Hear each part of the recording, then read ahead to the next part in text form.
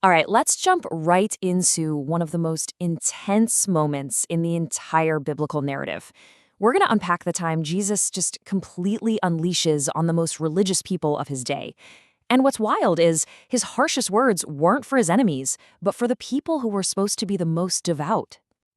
So you gotta ask, right? Why them?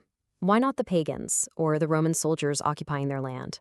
Why were his most scathing critiques aimed directly at the scribes and Pharisees, the spiritual leaders? Well, the answer, it turns out, is hidden in the very structure of his words. And it's a warning that is just as relevant today. So, it all kicks off with this really simple but kind of brutal observation. These leaders, they had the authority. They sat in the teacher's seat. They taught the law, but they didn't actually live by it. They talked the talk, but they absolutely did not walk the walk. He uses this incredible image of leaders who are basically loading up these impossibly heavy backpacks of religious rules for everyone else to carry around. But them? Oh, they won't lift a single finger to help with the load. It's the classic, do as I say, not as I do, and it's hypocrisy at its worst. And this isn't just a one-off comment. Oh no, it builds into this clear and damning pattern.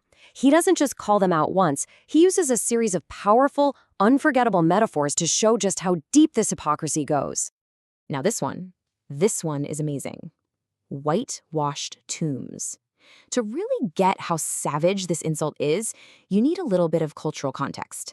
Because it's not just him saying, hey, you look good on the outside, but you're rotten on the inside. No, it's way smarter than that. Okay, so get this. Back then, tombs were painted with white lime right before big religious festivals.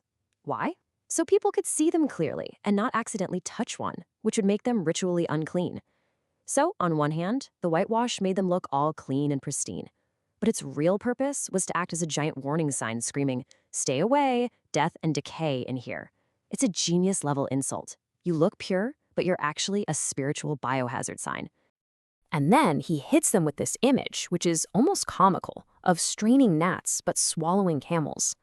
Imagine someone so obsessed with the fine print of the law that they'd filter their drinking water through a cloth, just in case they might swallow a tiny, unclean gnat.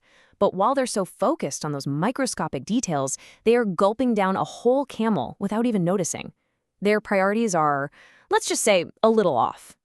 And really, what it all boils down to is that this was all just a performance. It was a show for everyone else.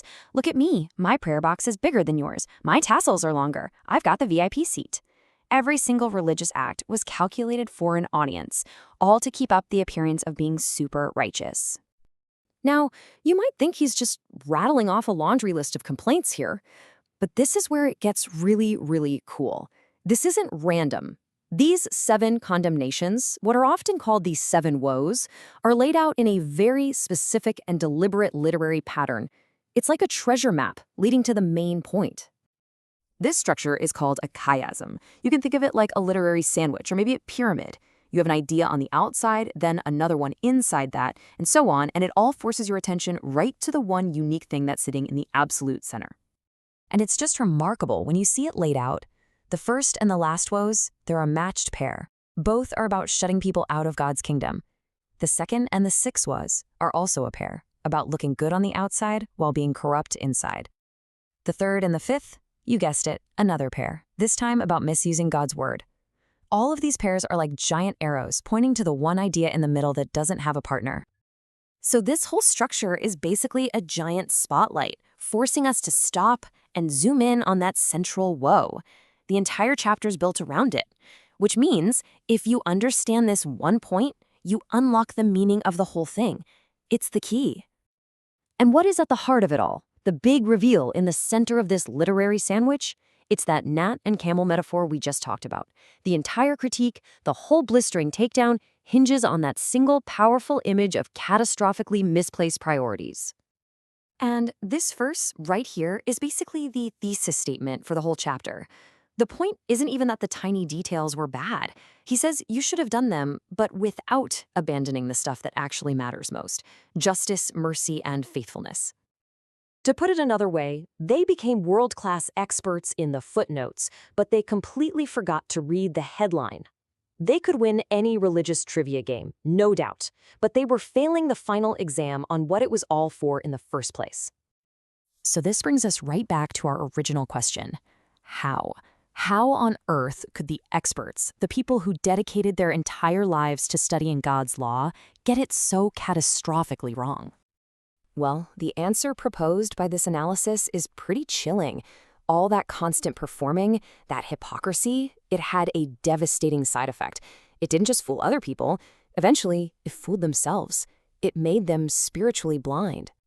I mean, think about it. When being good is all about getting applause, you start to forget why you're even doing it.